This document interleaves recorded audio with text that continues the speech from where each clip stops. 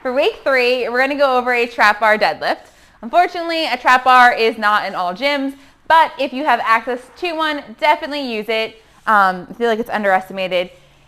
And after mastering your kettlebell deadlifts, I usually move people to a trap bar. So I'm going to go over how to do a trap bar deadlift. First thing we're going to do for our trap bar deadlift is stand directly in the middle of the trap bar. So you don't want to be back here, don't want to be too forward. You're going to stand directly in the middle of the trap bar. We're going to be about hip width apart, toes facing forward for our deadlifts. Then we're going to engage our lats, so think about pulling your shoulders down and out. Then you're going to push your hips back as far as you can. Then bend your knees to grab the handle, and they should be alongside your legs. Make sure those lats are engaged, and then you're going to stand straight up. So hips go back, bend your knees to tap. So there's a little more knee bend in the trap bar deadlift. But hips go back first.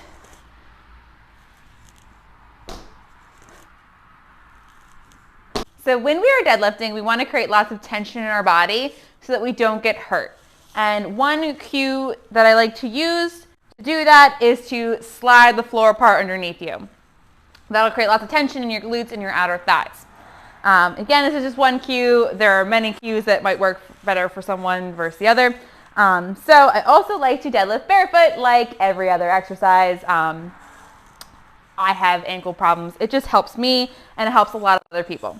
So you're going to think of spread your toes, push your feet into the ground, and then think of sliding your feet apart. You're not actually going to move your feet.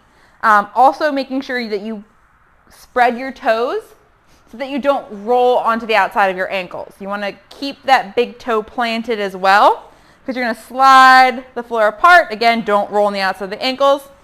So mats are tight. Slide that floor apart. Push the hips back. Bend the knees to grab the handles. Lats are tight. Slide the floor apart as you come up. And again, as you go down, keeping that big toe planted so you don't roll to the outside of your foot. And again, we don't want to cave our knees in. We want to keep them out and toes facing forward. This also helps prevent some shifting of your hips that can cause back issues.